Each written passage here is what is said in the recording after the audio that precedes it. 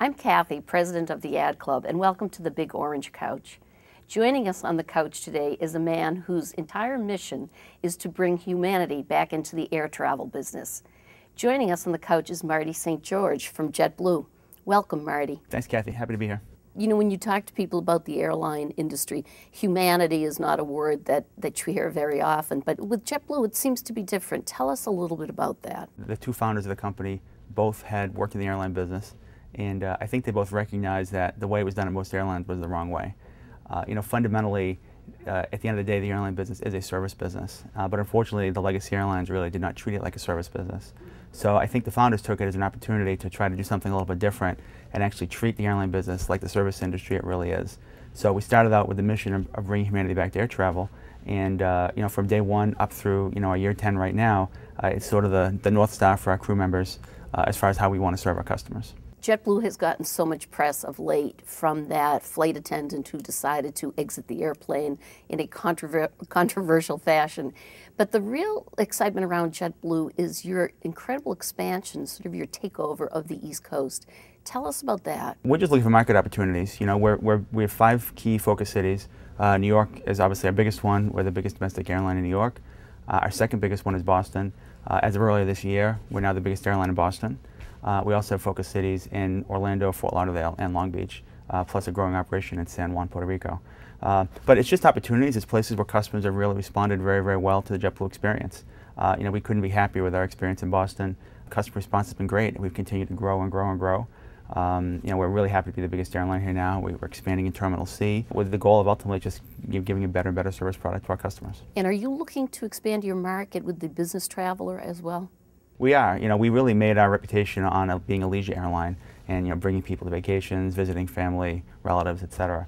But we're seeing more and more that business travelers are very responsive to the value proposition. One thing we did, I guess probably 2 years ago, and we continue to evolve, is a product called Even More Legroom.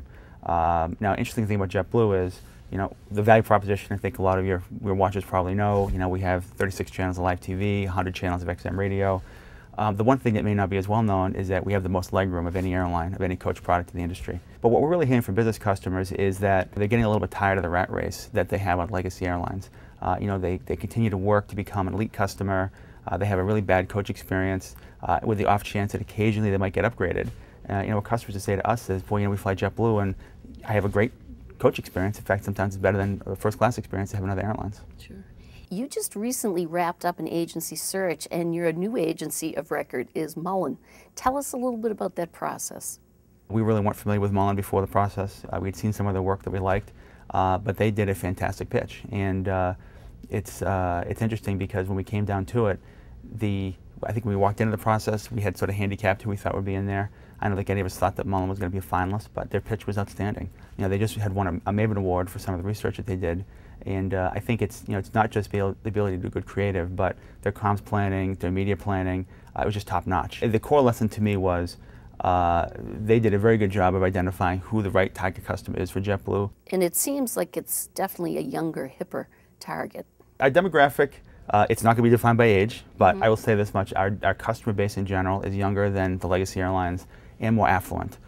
Now, Marty, tell us a little bit about you. From what I understand, your career has been up in the air for many years. I grew up in Boston. I actually was born in Hyde Park, ended up in Hingham. I went to BC High, I went to MIT, I actually got an engineering degree, and ended up working on the strategy side in the airline business. So I worked in airplane scheduling, so it's trying to figure out what city to fly to, how many flights a day, things like that. And I just really get excited with the customer side of the business because I can go into the airport, an airport full of people, and I get excited because I really like the service side. So moving to marketing, I think was a natural transition for me, and it's been great. I love it. And how long have you been in this job with JetBlue? I'm in my 5th year at JetBlue, and I was 18, 19 years in other airlines before that, and it's a very different world. I'm very, very blessed. I mean, the one thing, it's a great opportunity as a marketer is to actually be marketing a product that people really, really like. You can do a great job getting someone on the airplane, but once they actually go through the experience, they say, God, why did I do that?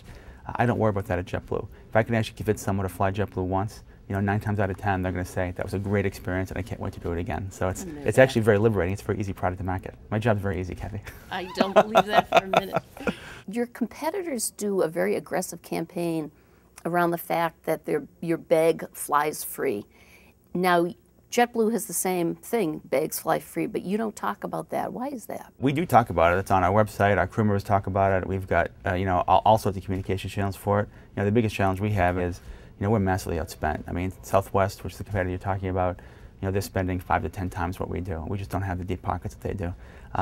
Maybe they're charging, maybe the fares are too high. They can afford all this advertising. I'm not really sure, but we don't have that kind of money, unfortunately. But our core customer really does appreciate it. For 20 years, I've been doing research in this business. And for 20 years, when people say what's important, it's been price, schedule, frequent flyer. The most recent research we've done has said it's actually become 4, price, schedule, frequent flyer, bag fee, which it's very surprising to us because plenty of people continue to fly these legacy airlines where they get gouged.